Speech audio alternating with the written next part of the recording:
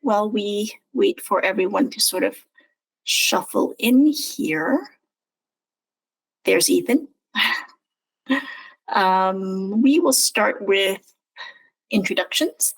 My name is Sarah. I am one of the board members of Free Korean Dogs, and we are a registered charity based and founded in Toronto. We now have networks across many US and Toronto, Vancouver cities, but we are a registered Canadian charity with a focus on the rescue, rehabilitation, and adoption of the victims of the South Korean dog meat trade. We are led by a team of volunteer board of directors, and our work is made possible by a network of very dedicated volunteers in Toronto, Vancouver, Portland, Seattle, LA, and of course, South Korea. Since our founding, we have self-initiated the shutdown of 3 dog meat farms. Currently have about 100 dogs in sanctuary in Korea as they work on rehabilitation before adoption. And in addition to our rescue work, we do aim to promote awareness and education on topics surrounding anything from the meat trade, rescue dogs, pet ownership, and things like training, which brings us here today. And I am joined by Ethan Spiegel, who is a instructor and trainer with When Hounds Fly, based, who also has campuses in Toronto and Vancouver, very convenient for adopters. And I will let Ethan do a little introduction on himself. Okay, great. Thanks, Sarah. Give me a second. I'm just going to share my screen for everyone. Okay. And everyone, you'll have to forgive me slightly in advance if I sound a little stuffy. Even though this is my career, I'm actually allergic to dogs, and I forgot to take my reacting pill today. So I know, weird career choice, I know. So if I'm clearing my throat or I'm stuffy, that's why. Alrighty. Well, welcome to... were you going to say something, Sarah? Oh, no. I was going to do the housekeeping. I will do that after the introductions. Oh, okay. Sure. Well, welcome to Canine Consenting Cooperative Care, everyone, as everyone is still filing in.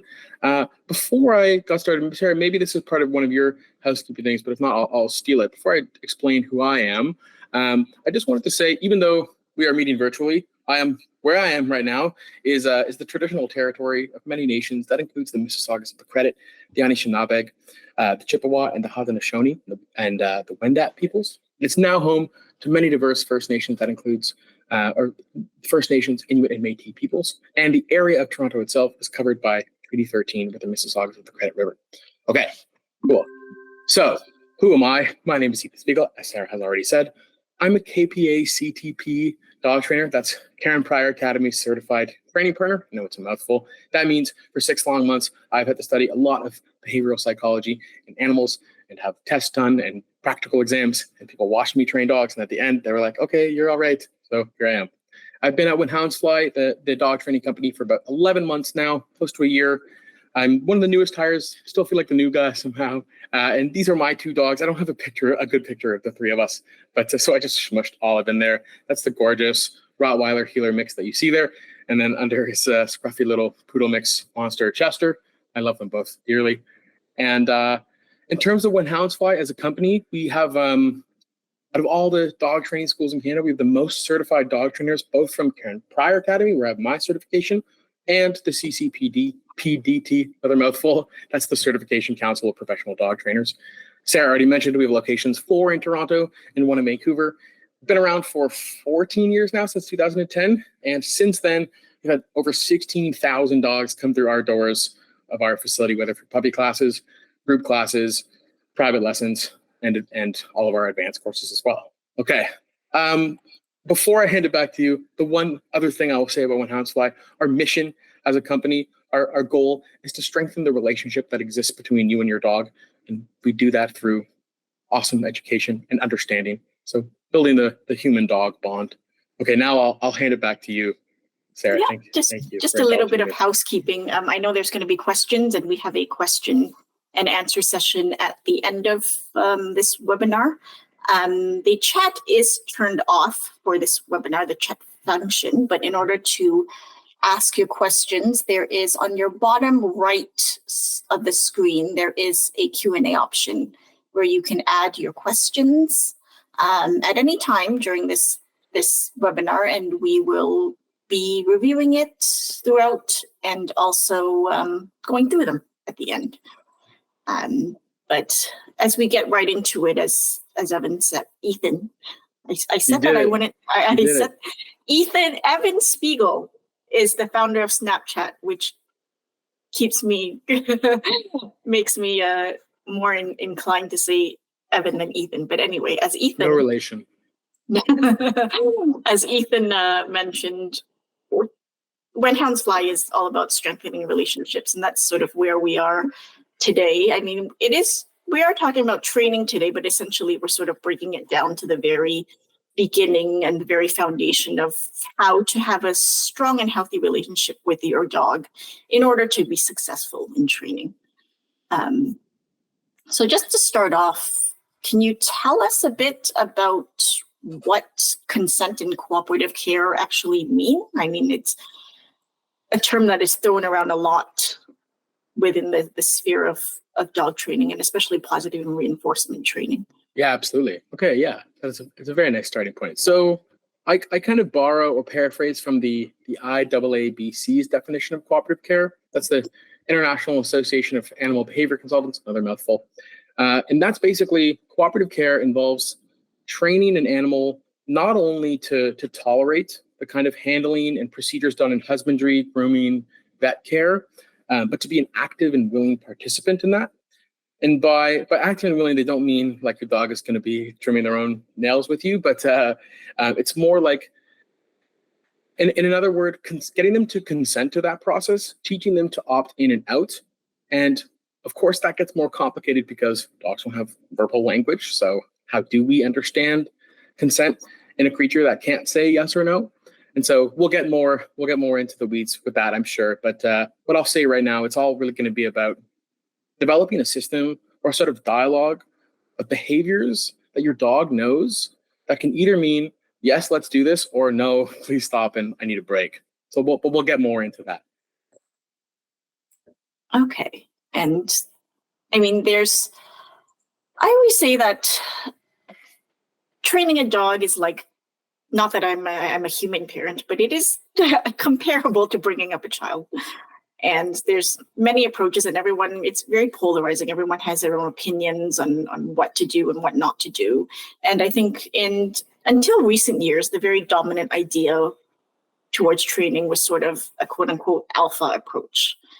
Can you tell us why that is now outdated and even emotionally harmful for dogs? Yeah, absolutely. It's definitely harmful, definitely outdated. This is one of my favorite questions. So I'll get to this in a little bit, but in order to understand how misguided the sort of alpha dog being dominant over your dog approach is, not only outdated, but super harmful, you have to sort of understand a little bit of the history of how that approach came about in the first place. So essentially, in the 20th century, in the 60s and 70s, a very prominent wolf researcher named David Meck, he wrote a book that was using or borrowing research that was done on wolves in the 1940s, wolves that were taken out of the wild, unrelated wolves, and put into captivity with one another.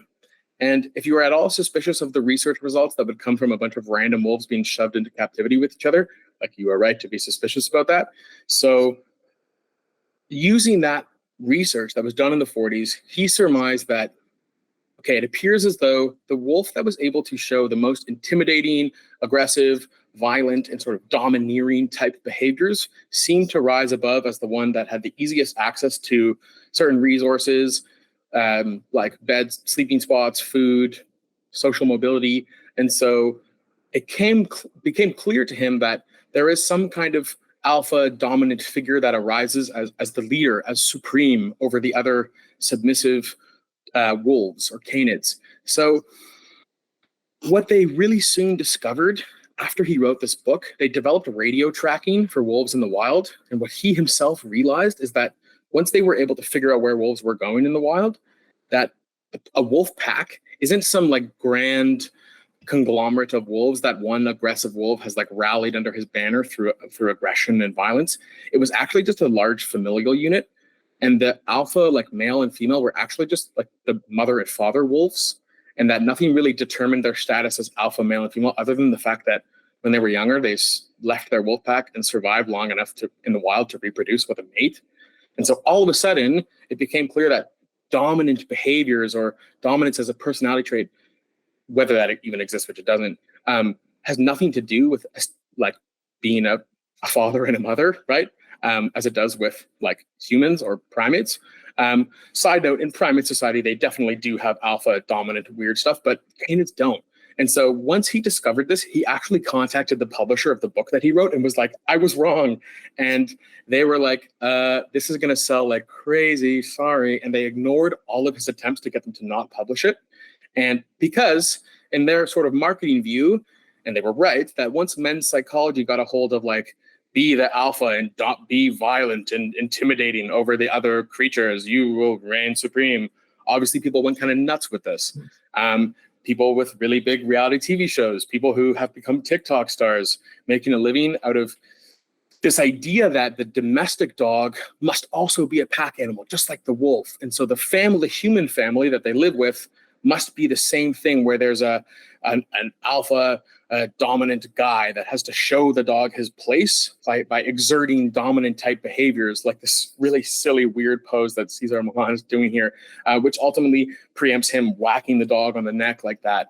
And so all sort of bad or problem behaviors of dogs got categorized under, oh, they are trying to be dominant. And so in order to solve this behavior, you have to show them that, in fact, you are dominant and you must lord over them. And that might mean leash corrections. That might mean a prong collar, rolling them over on the ground, whacking them on the neck, growling over them, just like a ton of like acts of straight up violence on your dog. That the reason why it continued in its popularity and still does to this day in many spheres is because you see immediate results. Because essentially what happens is like Cesar Millan beats a dog into passivity where the dog doesn't want to move anymore and isn't trying to aggress at him. And then he says, hey, don't you see what submission is? Like, this dog isn't trying to hurt us anymore. And people go, ooh, ah. But realistically, in that dog's head, he's just too scared to move.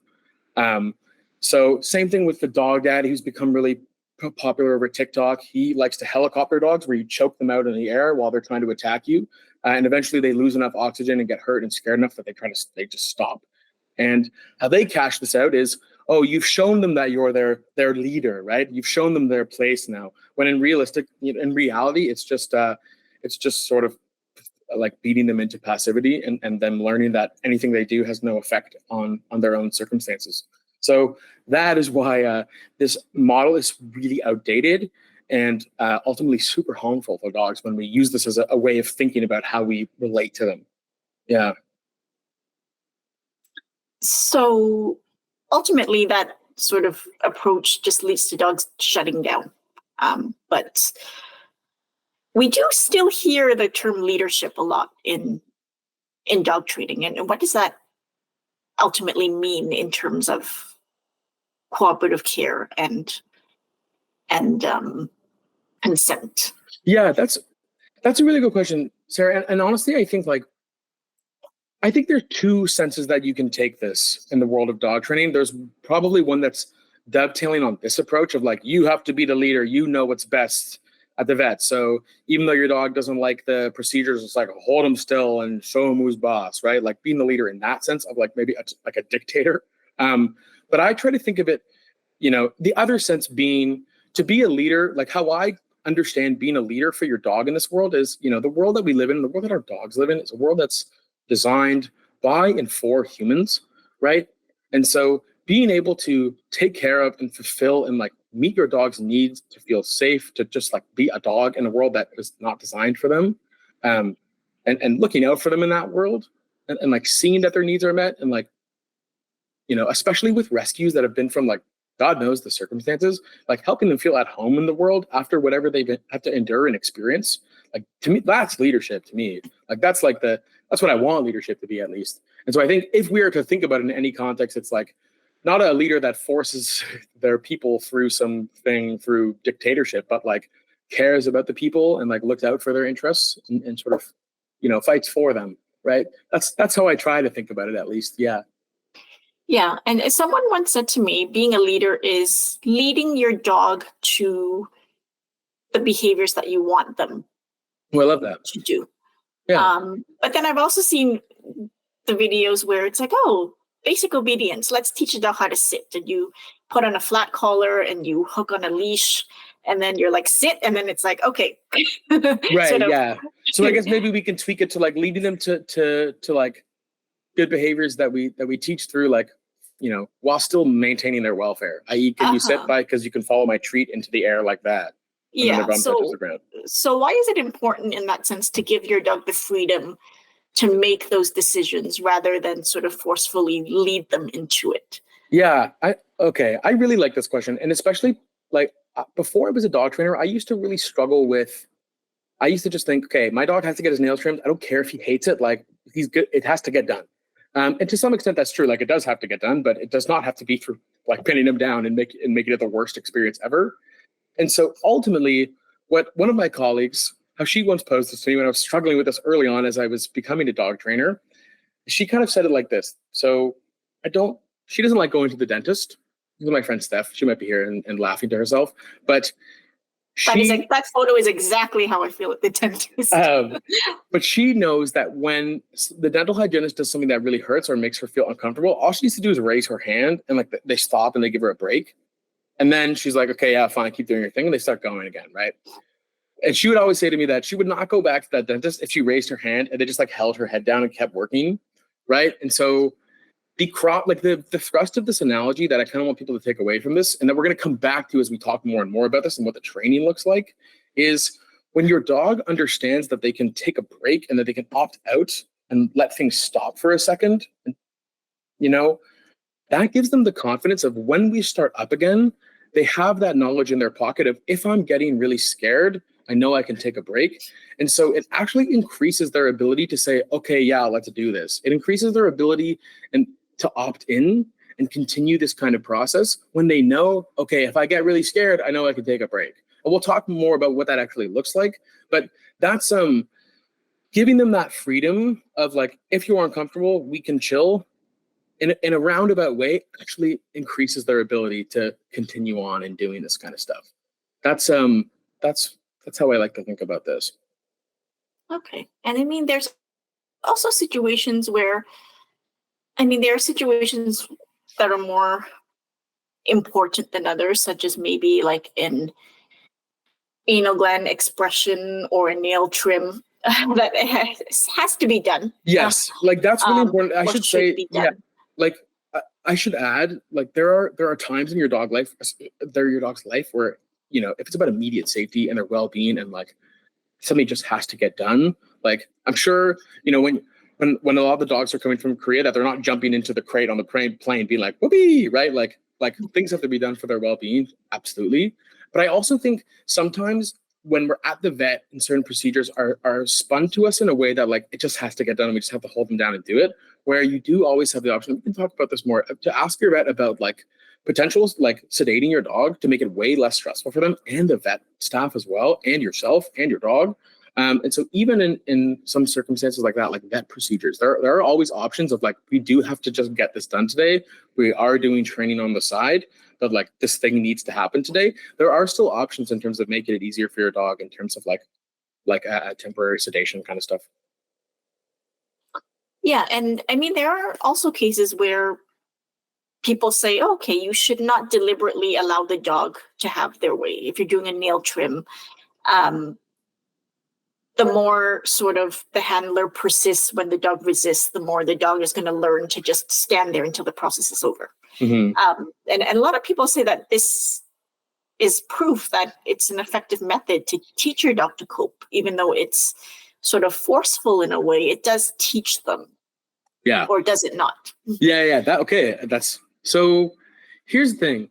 I went with this question. Like the first thing that comes to mind is like good luck with some dogs. Like some dogs will fight you tooth and nail and are way too wiggly and squirmy that doesn't matter how hard you try. Like if they don't want it to happen, it's not going to happen. And so even seeing it from that perspective is like there's just some dogs that will like you just won't ever be able to do it like that.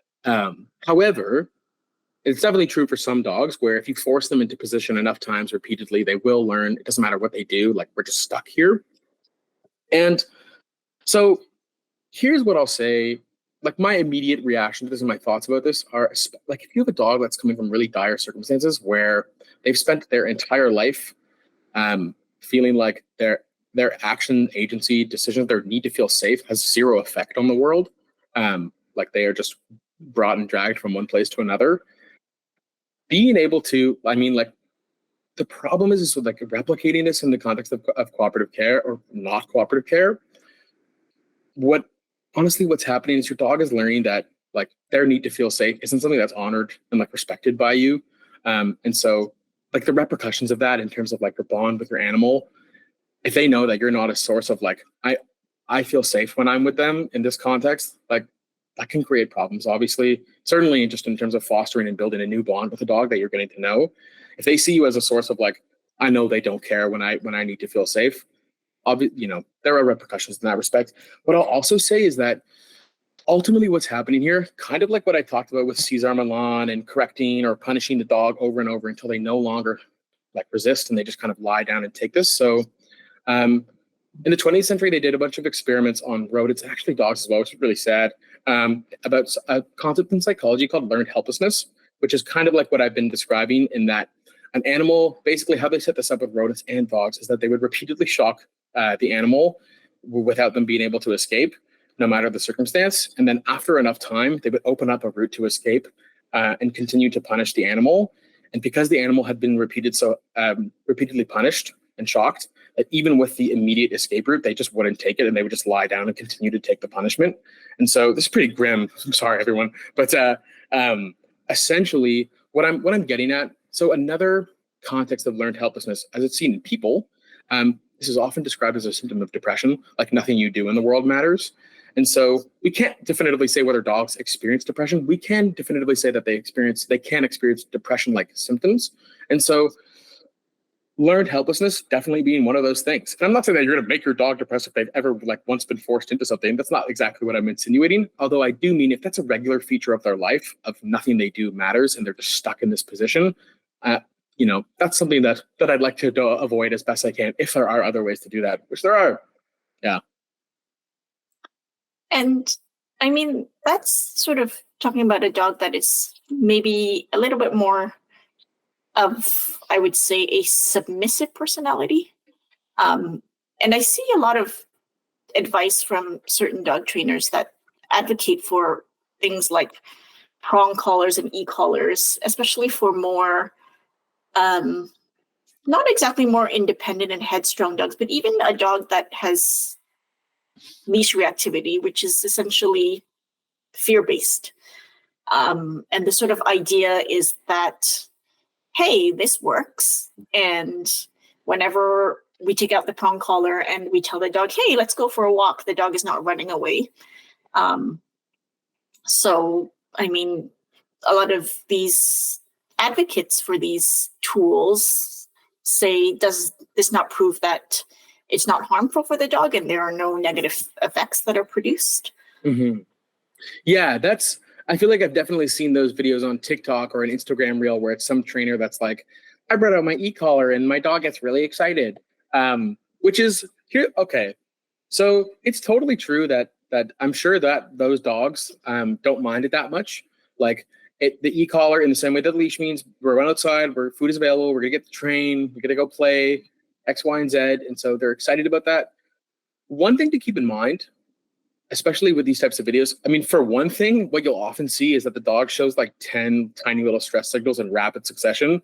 Because the trainer sucks, they don't even know that that's happening. And so I often watch those videos like kind of tongue in cheek, because I'm like, okay, the dog is obviously stressed. However, sometimes I'm sure there's some dogs that are like totally chill with it, at least on the surface. And so, however, like the important thing to keep in mind here is that what is aversive, what's painful, and what's fearful that's determined by the learner, right? That's determined by the person that experiences the painful thing. And so while one dog with like a big muscly, big mastiff neck might feel very little from that e-collar, or he might be so conditioned that it's not really something that bothers him, a dog that's smaller, or even a dog of the same size, might experience that as completely terrifying and painful, right? So a lot of those trainers, they use, oh, my dog doesn't mind this. They use it as a blanket, like, we can use this for all dogs and should use this for all dogs. And it just completely steamrolls the possibility that, like, whether or not it's at a high level of stimulation. So the e-collar, the way it works is like 1 to 100. And I don't ask me why, like 1 to 10, don't ask me how I know this. 1 to 10 kind of just feels like a tap. I mean, I was curious one day and I tried one. 15 to 20 is like, that's when I was like, okay, I really don't like this and I want it to stop and this hurts. And it goes all the way to up to 100. Like, that's unbelievable how painful that must be. I would never try that on myself. Oh my God, let alone a dog. Anyway, what I'm saying is, so, okay, another thing to keep in mind here is, like, if you were a cave person and you had no idea how technology worked and you were wearing one of these and you felt a tap suddenly on your neck, even if it wasn't necessarily painful, wouldn't you be totally terrified to be like, what is this? Like, dogs, you don't know how technology works. So another thing, I mean, like, again, it might completely terrify one dog. What I'll also say is that the reason why these tools work, the reason why they look effective and flashy in the moment is because if I'm a dog wearing a prong collar and we're walking on leash and I start to pull, the prongs dig inward on my neck and it hurts. And if it makes me stop pulling, then you can tell that I find it punishing, right? So in behavioral psychology, in order for something to decrease or diminish the frequency of a behavior, it has to be punishing, meaning that the learner has to find it either pleasant or unpleasant, painful, and or fearful. And so the reason why these things work to decrease the frequency of a behavior is because the dog pulls and it hurts. And they're like, okay, I guess I'm not going to pull anymore, right? The reason why I'm really against using these in certain contexts, or if not all the time, I should say, when we think about the fallout and we think about the cost of doing this. So let's say I'm a dog, again, on a prong collar, and I see another dog and I get excited because I'm a dog and I pull. And then all of a sudden the prongs dig in and it hurts. And every time I see a dog, I pull and it hurts. I pull and it hurts. And all of a sudden what's happening, like, think about this from a conditioning standpoint. Your dog is learning that every time they see a dog, they feel something painful jolt in their neck, whether that's an e-collar or a prong. And it doesn't take much to learn. And in fact, I've had a lot of clients that, unfortunately, this has been the case for a while, that they anticipate, or the image of a dog or seeing a dog, they start to learn anticipates pain. Then they start barking and lunging when they see a dog because they're like, go away, it's going to make it hurt. And then they lunge forward and it hurts, right? So it becomes this self-fulfilling prophecy as well. Anyway, also when we think about this for behavior modification, right? Like, let's say my dog is aggressive toward people and he growls when people get close. So guy gets close, he growls and I yank the leash on the prong or I stim the e-collar, and my dog learns when that happens and you're feeling scared or aggressive, both, not to growl because you'll get hurt for that. Like, if I'm, let's say me, Ethan, I'm freaking out about something and crying and screaming, and the person that I think is supposed to take care of me, like, yells at me and hits me for crying and screaming, what I'll probably learn, like, would I feel any better about the situation? Definitely not. However, maybe I'll learn to stop crying and screaming. And so with the e-collar and with the prong, it suppresses behavior. The dog learns, okay, don't growl. And the person keeps getting closer. But does that dog, like, their emotions don't change? Like, they're still scared and feeling bad. And so the real danger here is that then now my dog doesn't growl when people come close because I've been using the e-collar. And a guy reaches his hand in close and close and close. And your dog is bottling up all this emotion. And they're like, hold it in, hold it in, hold it in. And then it just gets way too much and the hand gets too close. And then they bite, right? So that is my very long rant and spiel about why I don't use these tools. And honestly, there are better, like, more effective and, like, ways of training your dog that don't jeopardize their well-being, right? And the last thing I'll say is that a lot of trainers will use terms like, it's just communication, it's just information that they did something wrong, it's just a correction. That's the main euphemism for punishment. And that is referring to, like, it has added an element of pain or fear, and that's what punishes the behavior and decreases it. So, okay, end of rant on e-collars and prongs. Yeah, and someone once said, and this is Renee Erdman, I think she's a well-known behavioralist in Vancouver that focuses on reactivity, and she made a good point that said, in order for these things to be effective, it has to either feel good or feel bad. And in this case, that it's feeling bad, and it's in order for it to be effective, the dog has to feel it. So they are feeling something. Yeah, absolutely.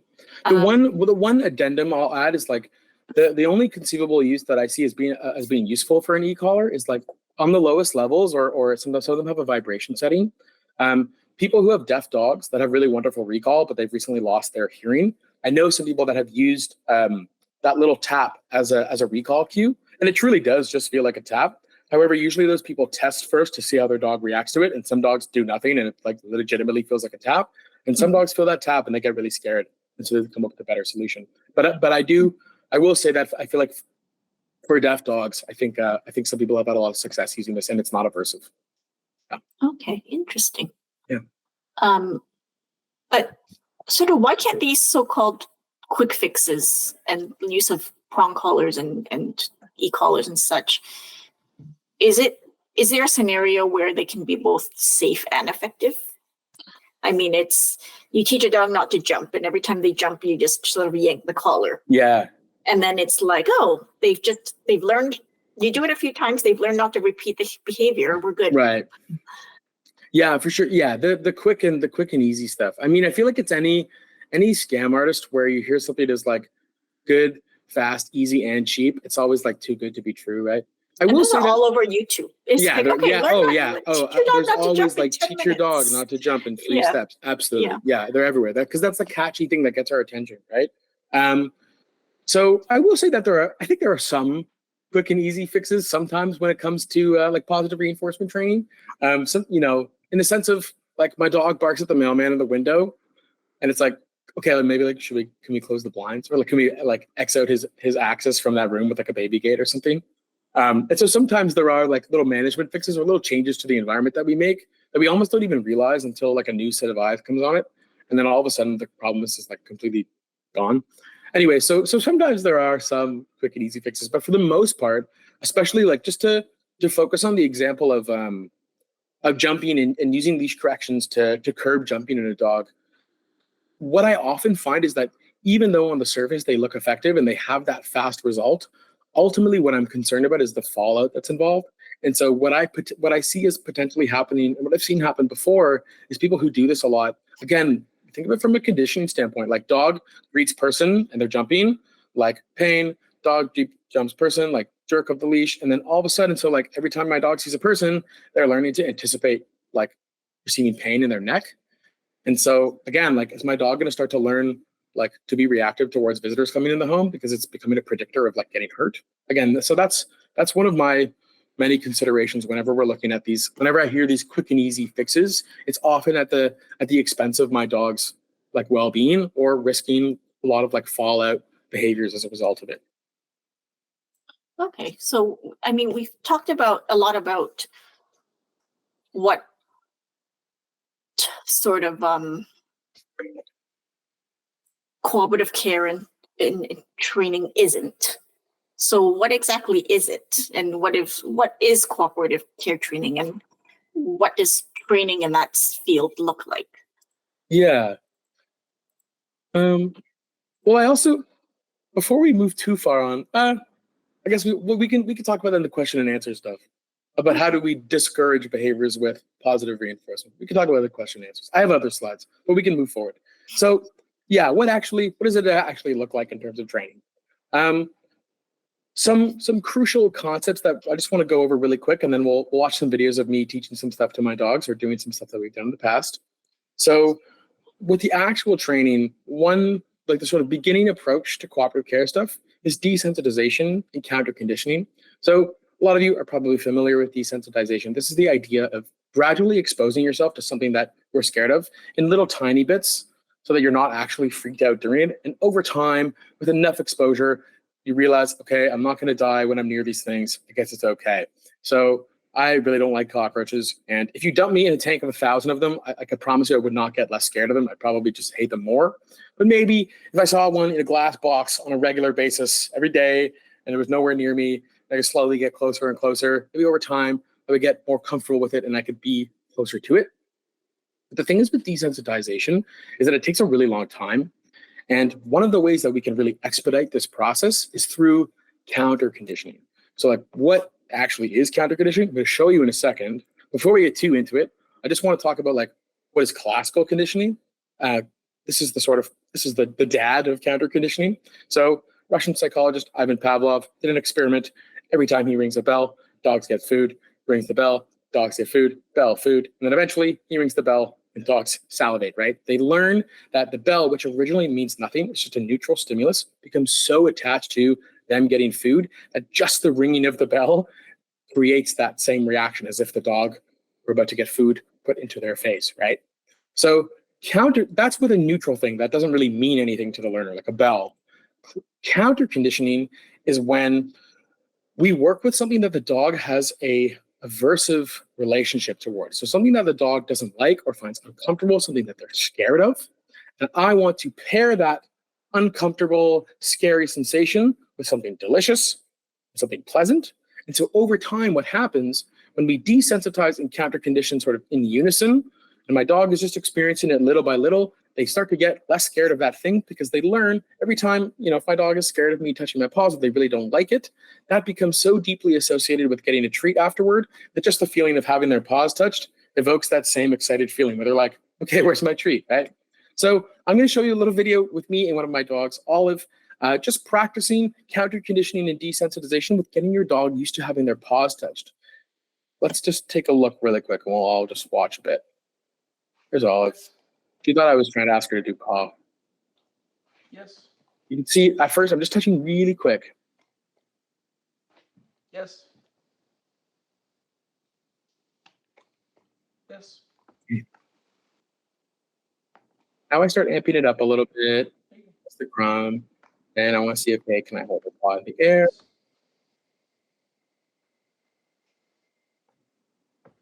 Yes. Okay. So there's a few things going on here, right? You can see, I move pretty fast for this, but if I was working with a dog that I had never done this before, on our first session, we would probably just practice me touching the paw like that. I might not even pick it up in the air. But when I'm doing this kind of stuff, I think to myself, okay, what do I want the end goal to be? I'd like to be able to hold my dog's paw in the air for a duration of time. So a vet tech can draw blood, so I can comb their leg, so I brush their leg, brush their leg, so I can trim their nails. That position like that. But in order to get there, I have to break it up into all the tiny little baby steps that build toward that, right? So touching really gently, then I hold it in the air. And let's say at one point, like I'm holding her paw and she starts pulling away her arm like that. All I do in that moment is I just let her take a break, let her relax, hang out, and then for me, that gives information. Okay, maybe I need to readjust my strategy. Maybe I need to move to the previous step when it wasn't so bothersome to her. And then we work back to that point of original discomfort. So maybe holding it in the air for 8 seconds was too much for her. So let's go back to 6 and then 7. We do a couple rounds like that. And then she's comfortable with me holding it for 8 seconds. So it's just all about those little baby steps. With cooperative care and counter conditioning, slow is fast. It's like super tedious. But ultimately, when you make a lot of really slow progress, you'll start seeing those big gains and your dog starts getting exponentially more and more comfortable with the stuff that you're doing. Another thing here that I'll say, you'll notice that in this video, you can't really see my treats. They're in a pouch tucked behind my back. I realize that I'm also basically wearing the same clothes right now as I am in this video. Anyway, so the reason why is because I don't want to have treats visible in my hand when I do this, because Olive loves treats. And if she saw them, she would probably do anything for those treats in that moment of just like, I'm wagging them in front of her and I'd be using them as a lure and a bribe. And so I have a little treat pouch behind me because I want this sequence to be mildly uncomfortable thing. Yes, I use a marker like yes or a clicker. Then she gets a treat, right? So it's mildly uncomfortable thing, delicious thing. If I use treats to bait her into that, then it's delicious thing equals mildly uncomfortable thing. And it does not take long for your dog to get real suspicious of treats when this happens, because they learn that you doing this move is like, uh-oh, like, are you going to grab me and like trim my nails? So that's why, even though it seems simple and small, just having that sequence intact of I do the little thing, yes, then I grab a treat, or I use a clicker. I use my voice sometimes because I run out of hands otherwise. Okay, let's move on though. And I also want to talk, so when she pulls her paw away, when it's obvious that she wants to stop, that's easy, right? There are a lot more subtle signs of fear and stress. And our dogs that might tell us they need a break without them actually really getting up and moving away. And so a lot of these are normal behaviors that you'll see at other times, like licking lips. You can see Olive was licking her lips in that video, probably because there's crumbs on her nose. Sometimes they do it when they're swallowing or when there's a treat right in front of their face. Other times they do it when they're getting kind of anxious. Same thing with panting, right? If your dog's not hot and thirsty and they're panting, that might mean they're getting kind of nervous. If they're yawning but they're not tired, all these other little signs here that might indicate my dog is getting kind of nervous about what's going on. I can see the whites of their eyes all of a sudden. If they're shaking but there's not water on them, this is a nice little way of your dog actually trying to de-stress. So all these little behaviors that have a normal place in time, when they start happening outside that context, it kind of gives me a window into like, maybe my dog's feeling uncomfortable about this. And maybe not just if I see one single thing, like my dog yawns, but let's say I start doing this and my dog turns her head away, she starts panting and licking her lips and then yawning. Like that gives me a pretty good indication that she's getting uncomfortable and maybe we should take a break. Okay, so the last thing that I want to talk about in terms of training concepts is something called the start button behavior. And this is what I was alluding to earlier in terms of teaching your dog to say like, yes, let's do this thing. A start button behavior is something you can teach your dog to do that they'll learn is a signal to you that you can begin a procedure like handling them or grooming them or something with vet care, right? The dog learns if I do this thing, that means the people then do this. And so it's their way of saying, yes, fine, you can brush my teeth, you can trim my nails, you can comb, brush my hair. So I'm going to show you just really quick in a few steps of how to teach this. And the first, we're going to start off with just teaching our dog to give us an automatic behavior. And so you'll see in this video, I'm asking my little dog, Chester, to lie down in front of me. And I just ask him to do that one single behavior a bunch of times in a row. And I throw the treat away so I can set him up for the next repetition. He eats away. Down. I ask him to go down. Then he gets his next treat thrown. So I just ask that one behavior down over and over again. We do a whole session of that. And then the next step is I want Chester to guess what I'm going to ask him. I want him to guess that I'm going to ask him to go down. And I want him to do it without me asking. I want him to automatically offer the behavior. So now I'm just going to wait. I'm going to see if he's going to guess that I want him to lie down in between my legs on this little mat without me saying anything.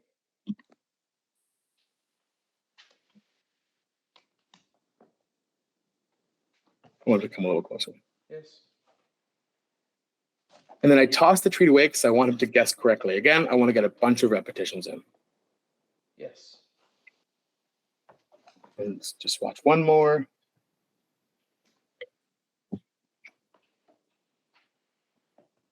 Yes. Yay, then he lies. He's lying down without me asking. Cool.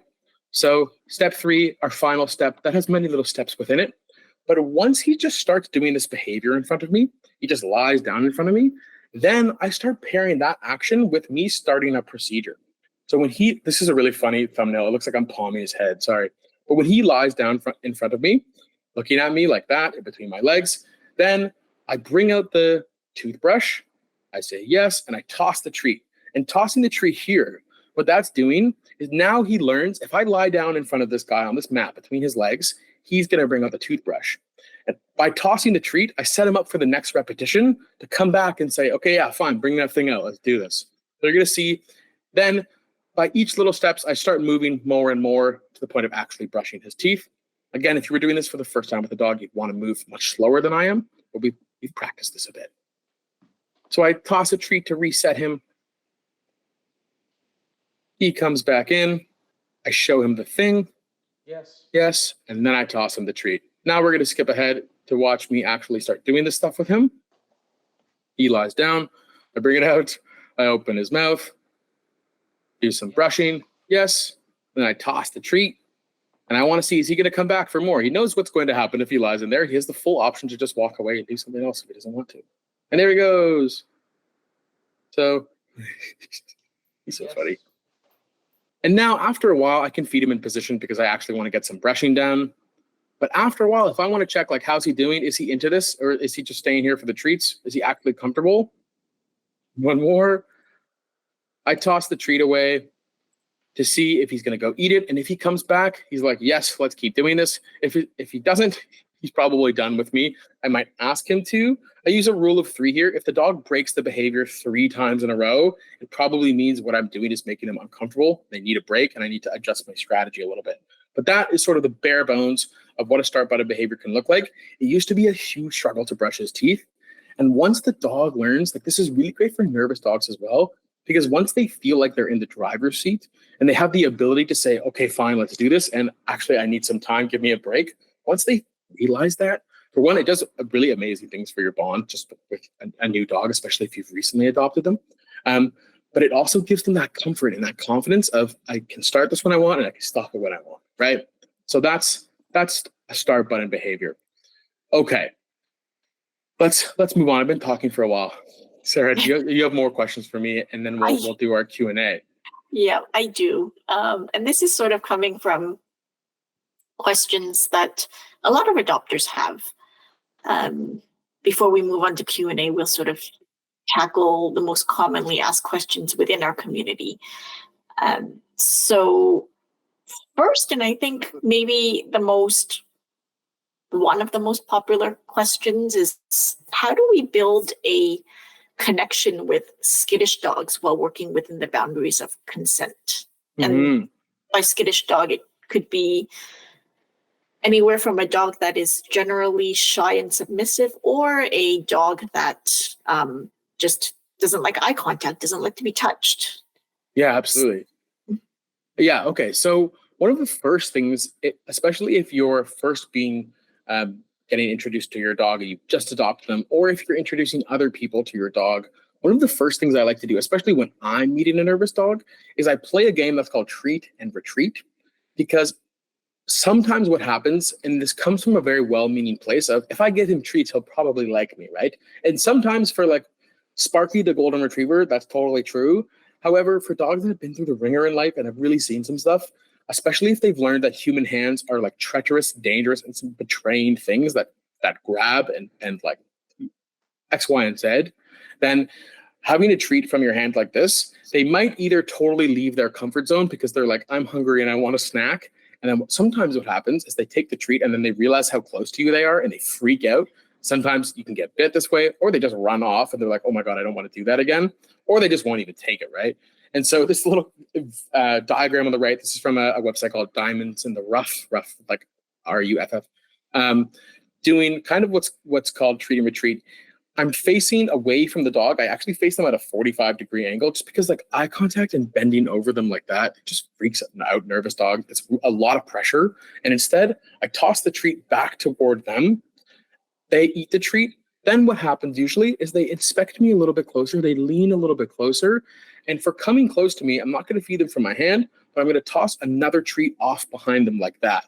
And so what happens is the dog gets reinforced. They get rewarded for approaching the person of like, hey, what's up? I don't have to pet them. I don't have to stick my hands in their face. And they get that treat far away.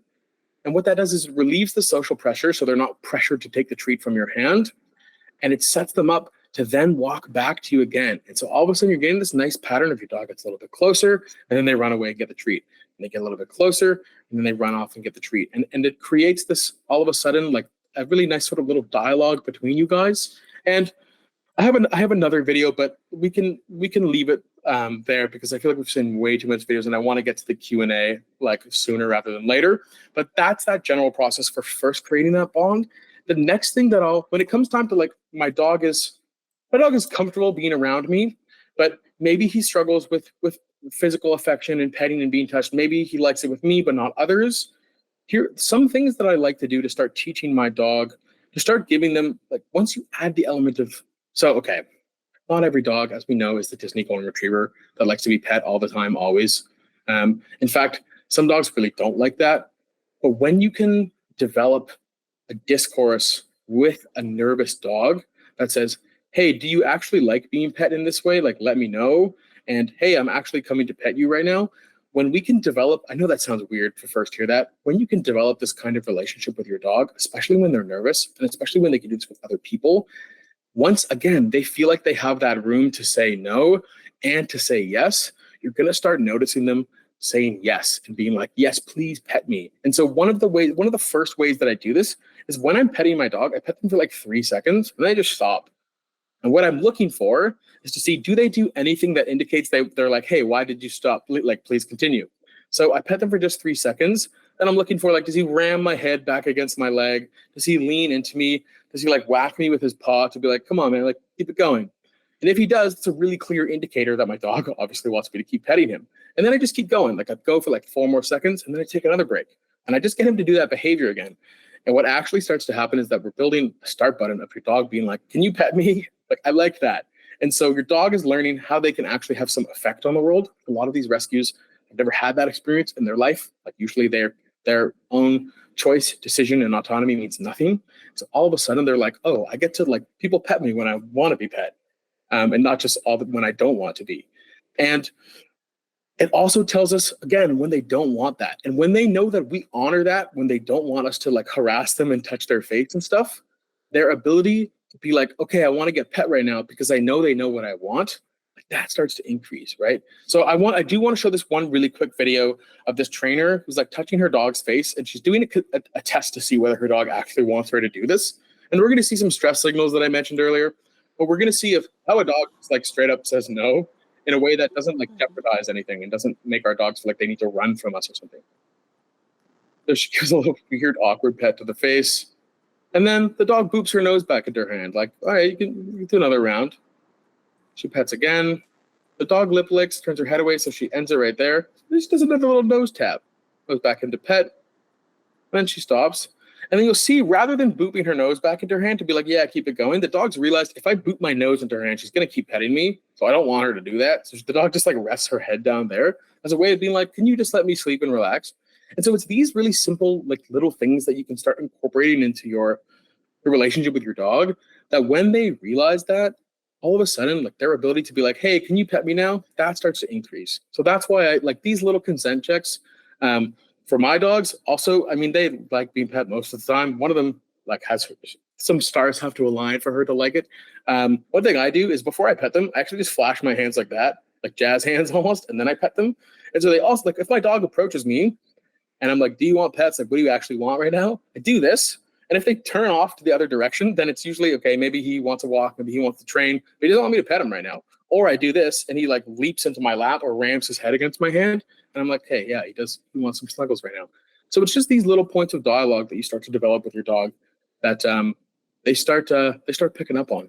And that actually goes for whether your dogs are nervous and skittish around people, or if they're actually like super independent minded and aloof and just don't like hanging around people that much. That kind of goes both ways in that respect. Yeah. Yeah. And I think one thing that we commonly overlook is that we as humans equate physical affection and petting a dog, and whether they're scared or shut down, we equate petting them and loving them as comforting, which we think is comforting, but it's not always comforting to them. And sometimes loving a dog just means giving them space, which is hard. I mean, you're so cute and fluffy and you have these little beady eyes and I want to cuddle you, but to love you sure, right? Like, is to give you space. It's very much a primate thing to like bring your face close to another face and like touch their face. Like chimps love to do this, apes love to do this, humans. But for canids, it's like so uncomfortable to like stick your face in their face. I still do it sometimes with my dogs, but I know what they love is when they love the back scratches, like in their hind area and their shoulders. And did I have another thing to add about that? Maybe not. Yeah. So maybe I don't. Yeah.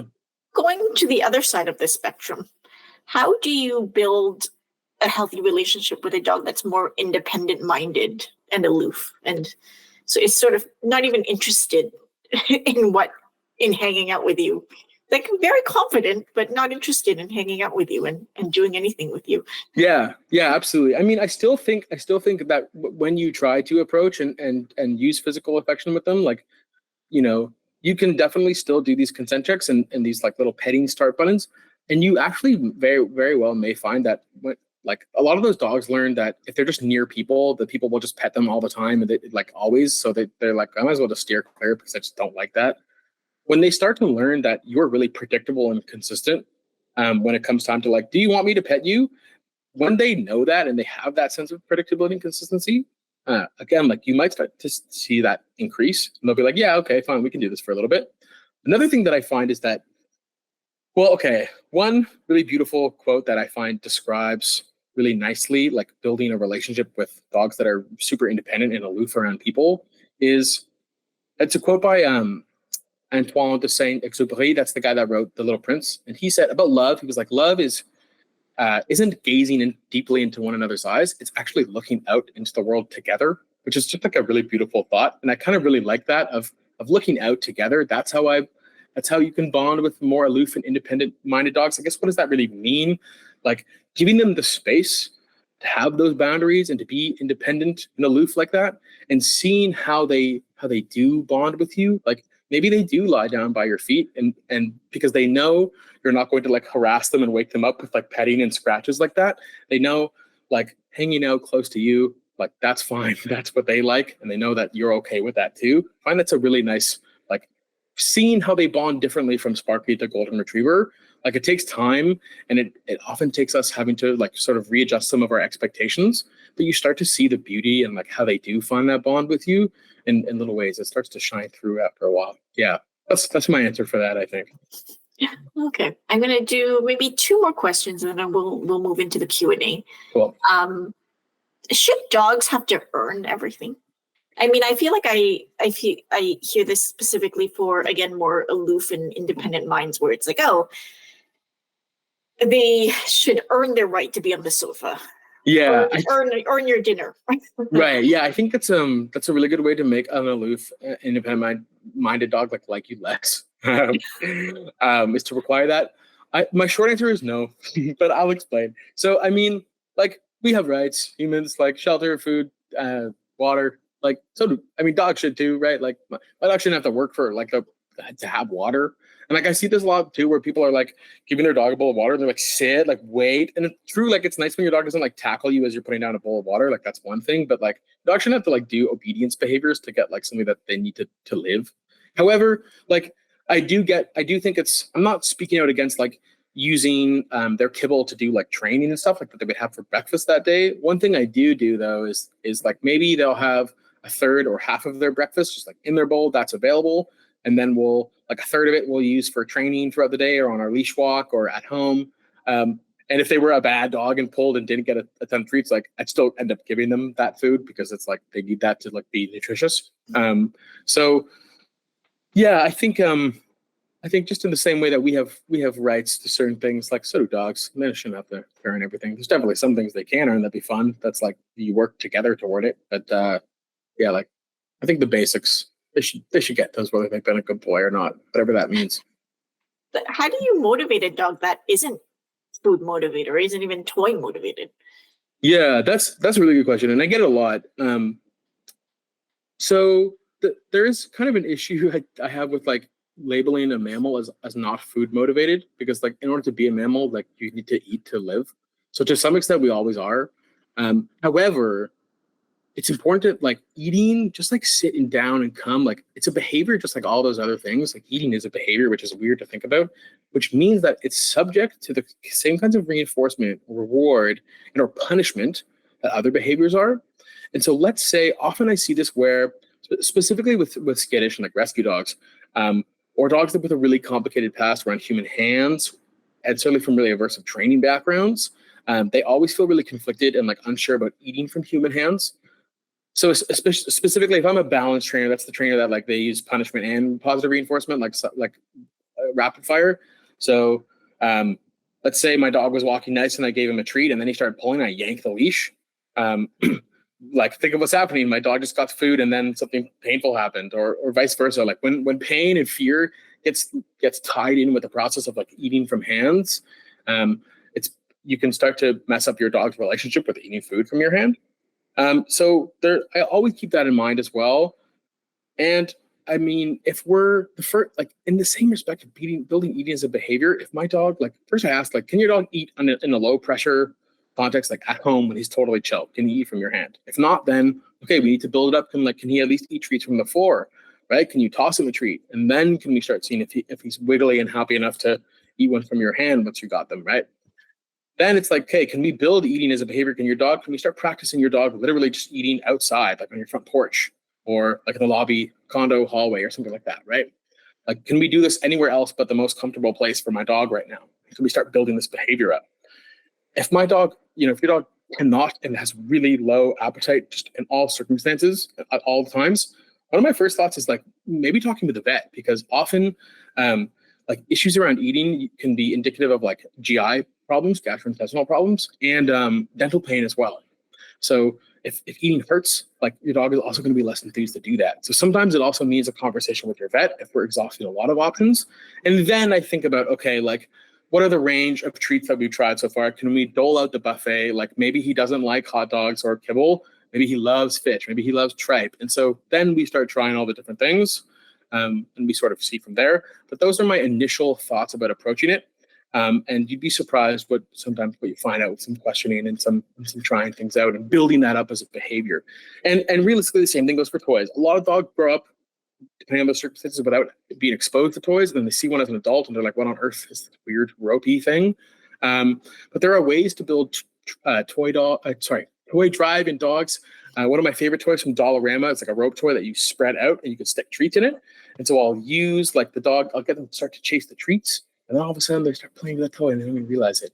Another thing is often like trying to access their prey drive. So getting toys that look like squirrels or rabbits and like wiggling that like it's trying to escape from them around your house just to see if that can get them excited too. So there's a lot of things you can try in that respect before like branding our dog as unmotivated by treats or toys. And in fact, even if that is the case, there are still many other reinforcers that we can use environmentally to reward our dogs for stuff. And I can get into that in the Q&A if people are interested. Okay, and I'm just going to jump into the Q&A right now. Okay, cool. We're have about half an hour left. I'd like to sort of answer some questions. I feel like I didn't think I would talk as long as I did. I'm sorry. I hope everyone's not terribly bored with me. I'm interested to see all your questions now. And I know this question is going to go back to sort of counter conditioning and desensitizing, but there's someone who asked about decreasing a dog's anxiety, a new arrival with her husband. And usually, I mean, in our experience, sorry, men, you are the gender that I know. You're afraid of. I know. But it's common in our community as well. Yeah. Very frequently asked question. Yeah, so I think one of my first questions is how much time has it been, and keeping things just like low pressure, practicing treat and retreat at a, maybe even an outside area, or maybe if even that is too much, maybe we just practice counter conditioning in the context wherein my dog can see my husband, and just for looking at him, I'm going to give him a treat, and then maybe we try getting a little bit closer, and then we back away. And just that process of sort of like building that trust, like through treat and retreat, and getting my dog comfortable with just being in that person's presence. And again, keeping in mind, like, we don't need to do direct eye contact. We just coexist in the same space right now for a little bit.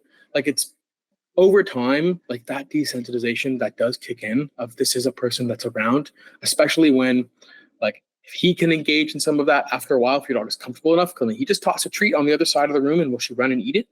And just building that relationship up from like a very basic is how I would start looking at it and presenting like that. Was that the thrust of the question, Sarah? Yep. It just asked about decreasing a new dog's anxiety with her husband. Yeah, honestly, keeping things low pressure, just little exposures, and just seeing if they can sort of relax in the same room at the same time, maybe even just at opposite ends of that room, for sure.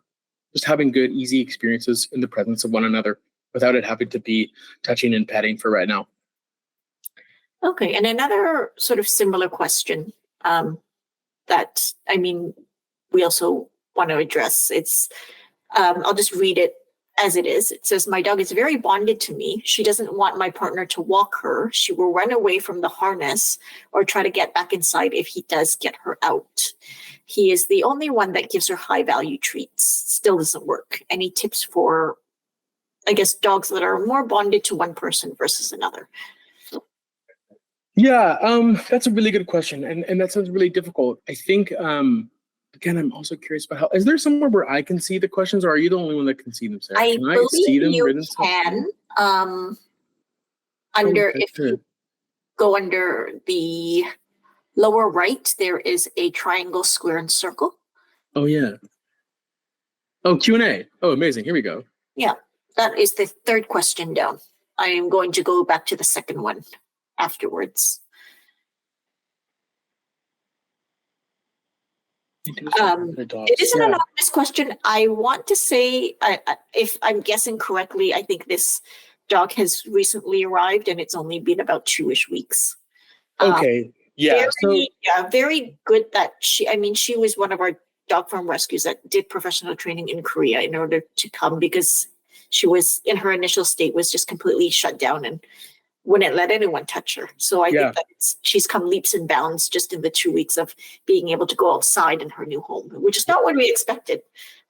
Again, we've had dogs that sit in the corner for a month and it's just, hey, okay, you take your time. Mm-hmm. So this dog. Yeah. I think one thing I'll say right now, and this can be difficult in terms of schedule and who has to take the dog out for potty breaks and things like that, but I would take the pressure off your partner in terms of like having to continually force your dog outside into that environment, because then all of a sudden, like, this is getting built into the routine where we hate doing this thing and it's always me and this person. And maybe just, I love that we're prioritizing like your partner is the one giving high value treats. But I also wonder if we can just start practicing, like just doing some really basic training at home, just like a simple, like asking your dog to sit, teaching the behavior of touch, which is the dog touches their nose to your hand like that, and just practicing really, really basic, easy to win obedience behaviors, just practicing them at home a little bit, not in the context of like, okay, I got to grab you and strap you in and we have to leave, and rather trying to capitalize on the easy moments and just taking it slow as best as you can. And either both of you guys, just for right now, are taking your dog out for a walk, rather than having to continually have the situation where the dog's being forced outside with someone that they don't want to go outside with for right now. So taking it easy, seeing if we can just teach the dog to do some things with your partner at home, and then playing it from there. And it also sounds really, really new if it is just a couple of weeks. So yeah, that's my immediate impulse in response to that. Okay. And this question came in when we were talking about sort of start behaviors and counter conditioning, but how in the whole video of the process. Very good question on how you would implement these techniques in a multi-dog home. Yeah, and you can't see in those videos, but with either dog, when we're doing this, the other dog is behind me, like sniffing and trying to get into my treat pouch. It's taken a long time to train. Like when I'm facing this dog and we're doing this, you're hanging out here, and what I do is, and this takes time, but like every 5 or 10 seconds, I like toss the other one back there, like gets a treat just for being polite and waiting. Sometimes it's not that easy, especially when there's more sensitivities around sharing food in the same place and having open treats around. So honestly, what I used to do, and what I still do sometimes, is when I'm training with one dog, I like block off our area with a baby gate, and the other dog has like a peanut butter thing to lick on, like a lick mat type of thing. So he is busy for like at least 15 to 20 minutes, and I can work with this dog and without my other dog like coming to bother us. So using physical separation, like that's your best friend here. And then you can start practicing, like maybe you can set up the other dog's dog bed near that baby gate or that sort of playpen area that separates the two dogs. And you can give them a bully stick or a bone or a lick mat. And your dog starts rehearsing this action pattern of when you have one dog, the other dog is eating something delicious on a bed on the other side of the room, right? And at first you use that barrier to sort of enforce that, right? And to prevent like him just running over and coming to play with you guys or something. But over time, when this kind of gets built into habit of like when you're training with one dog, the other is always happily doing like eating their thing on the bed. Then like once this really gets ingrained, like try moving that barrier away and see if you're training the other dog and the other one goes to his bed and is like, hello, like where's my thing? And that's how I would sort of start approaching it. But yeah, using physical separation is your absolute best friend early on with a couple dogs, trying to train at the same time for sure. Okay. And someone asks, again, just reading it off the Q&A that says, my dog is well behaved in most ways, but when meeting new dogs, most of the encounters are fine for a few seconds, but then she appears to get aggressive, showing her teeth and growling loudly. Any suggestions about how to address that behavior? Yeah, well, my first question would be: are these greetings happening on leash around the neighborhood with strange dogs that she doesn't know and hasn't had a chance to meet in like a supervised off leash setting? Because honestly, when it comes to on leash greetings, I find that at the best of times, and for even pro-social dogs, they're really tense. Like the more tight your leash is, they don't have a whole lot of mobility, and dogs are aware that when they are on leash that they don't have an exit route. And so they know that when I'm in a situation that makes me uncomfortable and all of a sudden this dog is getting really close, they don't think, oh, all I need to do is walk away and they'll leave me alone. They think, I have the strategy that will work 100% of the time. All I need to do is show my teeth and maybe lunge or bark or start making noise. And they learn that that means we're not going to say hi to that dog 100% of the time. So when it comes to greeting like new dogs that we just do not know on leash, like on a leash walk, I avoid them. We cross the street, we pass by them, because otherwise, like face-to-face leash greetings can be really tense and can create a lot of problems and can solidify fears and other issues like that, especially if I don't know that dog and that dog might be reactive or that dog might have a bad reaction to my dog and make things worse. So in that respect, it's going to be something that we avoid, and focusing on the instances where they do have a good time with other dogs.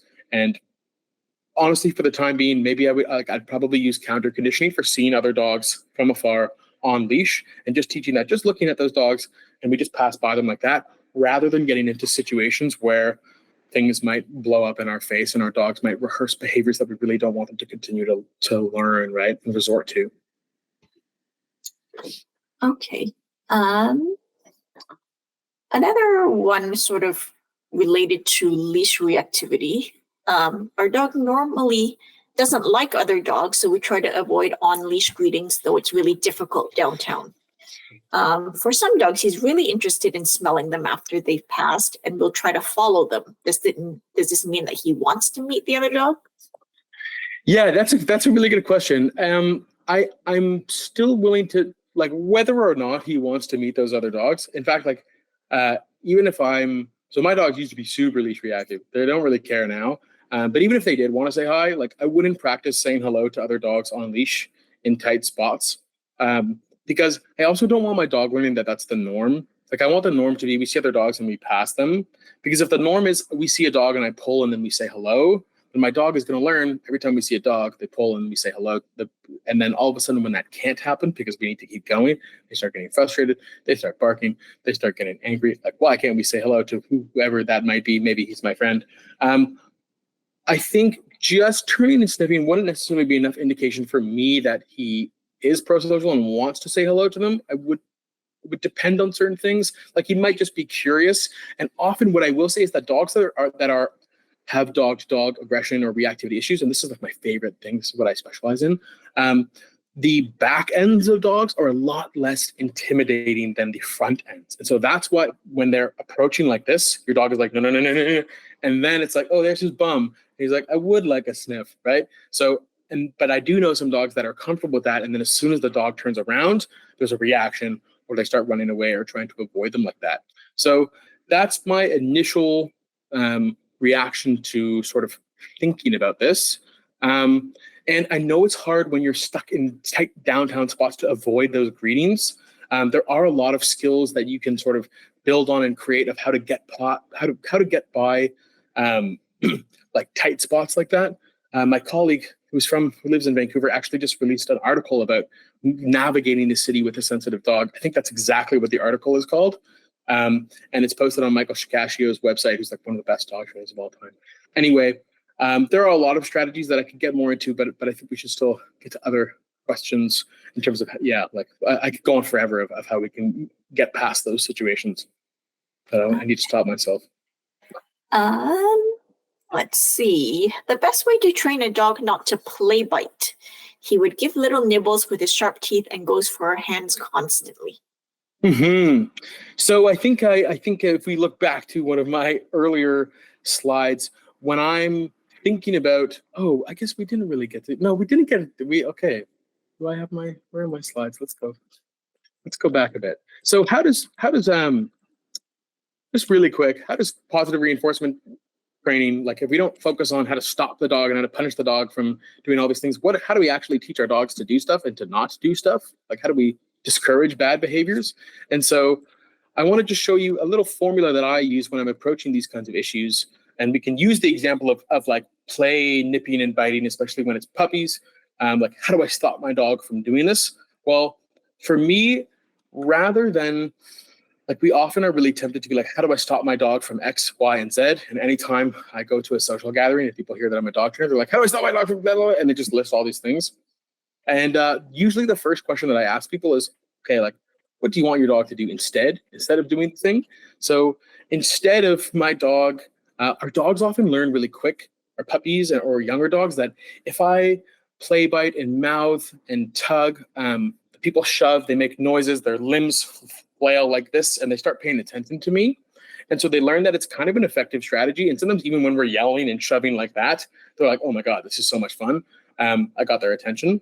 So the first thing that I want to do when I think about, I want to set the dog up for success. If they're a little puppy, they might have a puppy playpen. If they're bigger or an adolescent, I want to make sure that in their general area where they spend time, they have a ton of things that they are allowed to bite on and play with, like plastic water bottles, empty toilet paper rolls, their favorite toys, Nylabones. And when my dog chooses these items instead of me, I get really excited. I chase them around. We play. I give them my attention, my affection, my love, and my praise. And so, because otherwise what happens is what happens when they mouth on a thing that they're allowed to have, we're like, oh, phew, finally they're doing something else. And then we ignore them and we go about our life.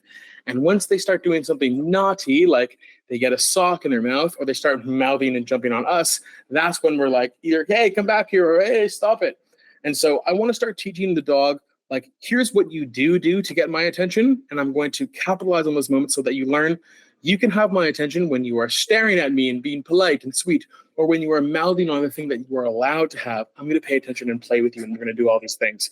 And when you are biting me for my attention, and I've like catered to all your needs, and you are not bored and we have played all day, then that's when I want to show my dog that, like, rather than punishing them or like muzzle slapping or closing their mouth, which a lot of people like do, I use negative punishment sometimes, which is just this. Negative punishment doesn't mean that you're like angry and punishing them. It just means you remove access to a reward.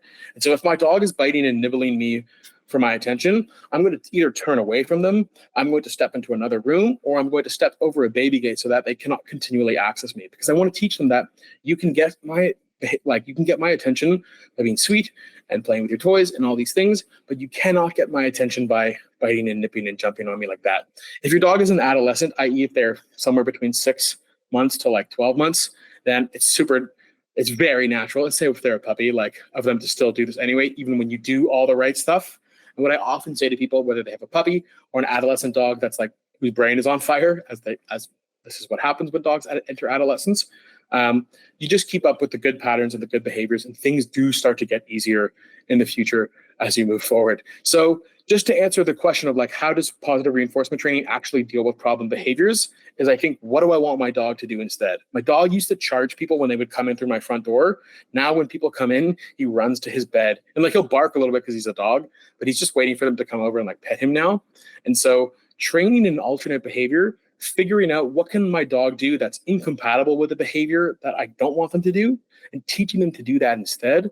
That's how we positive reinforcement trainers approach these kinds of issues. Anyway, keep on keeping on with your puppy playing, biting, and nipping you. It's an uphill battle, but it does get easier. Okay. Any ideas for noise phobia? Our dog panics with the low battery smoke alarm chirps, even when the TV is on. I've tried desensitizing by playing the noise on YouTube, and he reacted at the lowest volume I could play it at. Yeah. So, okay, that's really tricky. So, well, okay. I mean, my first thought is how often is the low battery alert playing in that house before you need to change your batteries. I remember. It sounds like you need to change your batteries so that you don't have to deal with this problem. However, for noise sensitivities in general, which a lot of rescues do struggle with, the first thing in terms of environmental management that I want to do is you can get a big clunky box fan or a white noise machine. Sometimes box fans are even better, because how white noise machines work, and box fans even more efficiently, like a big metal clunky loud fan, is it disrupts the like wavelengths and sound frequencies that dogs perceive and humans too, and it muffles it a lot, right? And so TVs don't really necessarily do that, but white noise machines and loud, clunky fans do a lot better job of that. And so first thing is like we need to figure out the smoke alarm, but if it's a bunch of other sounds and it seems to be mounting, then I want to figure out how can I make this environment quieter. How can I muffle out these sounds that my dog is reacting really keenly to? Because sometimes when we try to do counter conditioning with this and my dog is stressed every time they hear the sound and I can't get that baseline, they become quote unquote sensitized to it where things get even worse, right? So just figuring out first of how can I get this place as quiet as I can, white noise machine, big, clunky, loud box fan, and just to try to drown out some of the noise from neighbors and other outside sounds that might be triggering your dog. Okay. I'm going to do another one on leash aggression, and that's Cool. probably the last one I'll choose. And then there's maybe two more, and then unfortunately we're gonna have to wrap up. But again, my new dog is leash aggressive. She will even anticipate where dogs are as we approach a house by barking, even if the dog isn't there. Mm-hmm. How can I get her to not look like she's picking a fight when I go on walks? Yeah, so that's really difficult, and I've been there. So the first thing, I mean, a lot of my process when I start with a client is we talk about what neighborhood, what access you have of certain areas to your neighborhood, and I want to prioritize going to quieter, empty parks in the evening time during off hours so that we're not in the constant maze of navigating like neighborhood streets where there's a bunch of dogs and things that I know are going to trigger them anyway. Because ultimately, and setting them up for success. Yeah, absolutely. And so that's not always possible. We want to try to the best of our ability because even though this seems like a Band-Aid distraction solution, well, if he's just not having it, then he's still going to feel that way.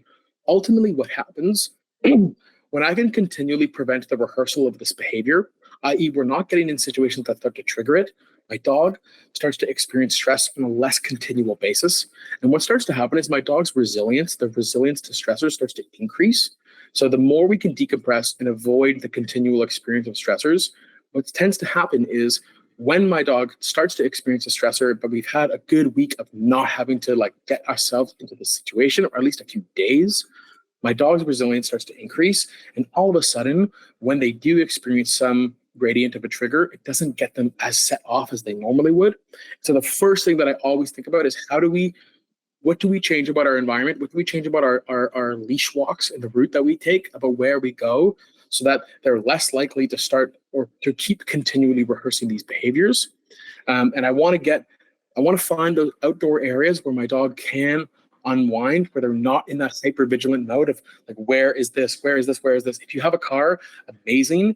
And what I say, or a backyard, like prioritizing experiences where your dog can sniff freely in nature without the hustle and bustle of noise pollution and other dogs being around all the time, or whatever the trigger is, the more your dog gets to experience this, the more they decompress, the better they feel. And if you're able to provide those experiences somewhat regularly, then neighborhoodly leash walks, you can start to decrease. Like my dog has had 30 minutes where we went to a park and just sniffed to his heart's content.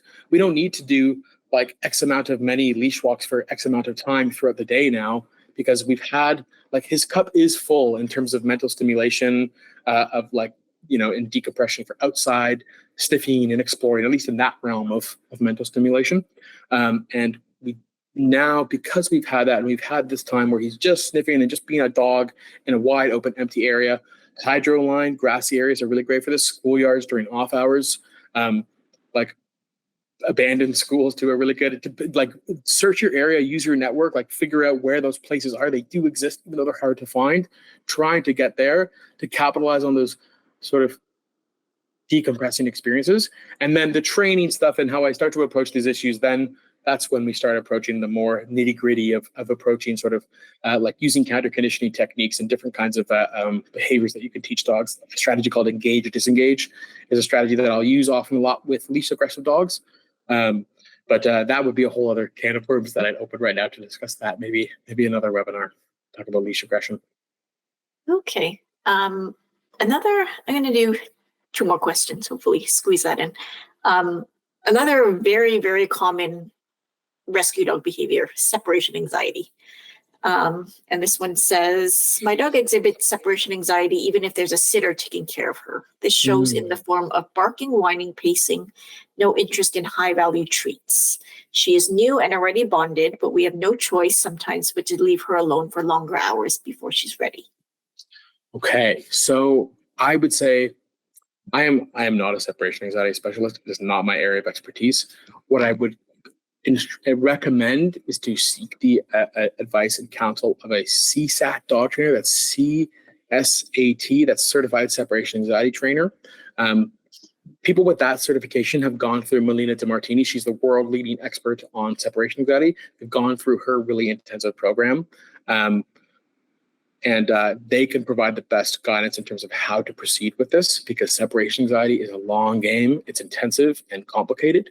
And there's no quick, easy tips that I can give in terms of making that easier, in terms of figuring out ways where, we can build relationships that the dog has with different people that aren't just you, or limiting the amount of time that she has to be alone. But I know that's not always possible. So I think trying to seek the advice and guidance of a CSAT dog trainer would be the way to go for separation anxiety. Yeah, absolutely. Okay. And then one last question. My dog starts huffing or barking at people or dogs that she sees walking outside or coming to our door. She is normally calm and quiet and doesn't have issues meeting people and dogs in person. While I can obscure her view as a quick fix, how can I train her to stay calm in these circumstances? Yes, so you are on the right path. So here's what I'll say about window barking. My dog used to have a huge problem with this, where he would bark at any single person that walks by. And we thought it's so fun for him to watch out the window all day. So here's the thing, is that you could implement a training strategy that would potentially teach your dog not to bark when people are passing by at the dog's window perch, if that's really important. Here's the thing, a lot of that training requires a person being there supervising and executing the training. And when you're not there, that kind of goes away. And what starts to happen is, again, your dog barks at a person, and then they keep walking down the sidewalk and they keep going like that. Or a person drops something off and your dog barks, and then eventually the delivery person leaves. So even though they aren't leaving because your dog is barking, your dog doesn't know that. They think, I barked at the person, and then they left and they went away. And so that's getting reinforced, and that behavior is going to start to increase. And the problem is, the more my dog rehearses the behavior of barking at a thing and then it disappears, while it is contained to a specific context currently, I have seen this sort of start to bleed into other contexts over time, wherein my dog does start to default to this. We're outside now, or I'm meeting a person and something happens and I do want it to go away. And they're like, that one surefire way. And so it's not impossible that this behavior starts to generalize to different contexts. So for me, honestly, the easiest way to do this without implementing a tiring training protocol that you'd have to be present at all times in front of the window is to just close the blinds or put window fog, because otherwise it's just impossible to be omnipresent when your dog is by the window. And it would take a ton of really intensive training to work through that. So the easiest thing is to spend your time working on more fun, advantageous training for you and your dog. Do fun stuff in your time where you're let's do training, and just keep those windows closed. I know it seems like a cop out, but I promise you it is the easiest thing for you and your dog ultimately. Okay, well, that perfectly comes to the end of our webinar. It's been a very quick hour and a half, but definitely a very informative one. I hope everyone learned something. I know I definitely did. Just learning never stops, and no matter how much you think you've been exposed to and you've learned this, I'm always surprised at when someone comes to me with new information. That is always useful. Well, thank you so much for having me. It's been so much fun. Thanks, Sarah. Yeah, and hopefully we can do this again, maybe a leash reactivity. Yeah, right. It seems a common topic. And one thing I'll say that in terms of, so I believe when Hounds Fly, if you go to our website, you can find, I believe we have free access to a leash reactivity webinar that was done by Andre, the founder of When Hounds Fly, a couple of years ago. if you do some searching around on the website, and ultimately, if you're trying to implement cooperative care stuff at home and you're struggling, or you feel like things are getting worse, or you're risking the incurring a bite, definitely come and reach out to us. We do phone consultations, we do private lessons, we have group classes. Just come to houndsfly.com and come reach out to us, because we're here to help, certainly. Yeah, and I believe the phone consultation is free, just to help you figure out what you need. And there is, if you're struggling to operate the website, there you can schedule a free 15-minute call, but a 30-minute phone consultation with like a behavioral consultant like myself or one of my other colleagues is paid for. Yeah.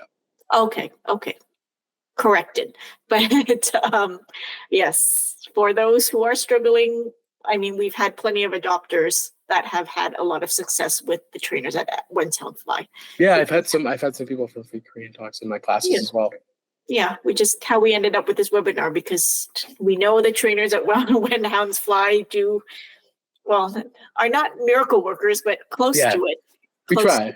Thank you, Sarah. That's really nice of you. And thank you so much, everyone, for all those really good questions. Like, I know it's such a struggle having these reactor dogs. I had 2 for a long time, and they still they don't love other dogs, but we've gone a long way. And I know it feels like, it's so difficult, and like it's such a swamp when you're in it. But there is a way out, I promise. And you don't have to feel stuck like that.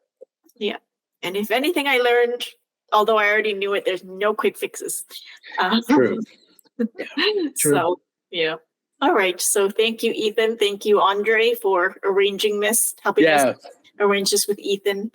Thank you, everyone, for attending, and hopefully we will see you in the next one. Okay. Thanks so much, Sarah. Do I hop off now? Do I stay on? Do I hop off?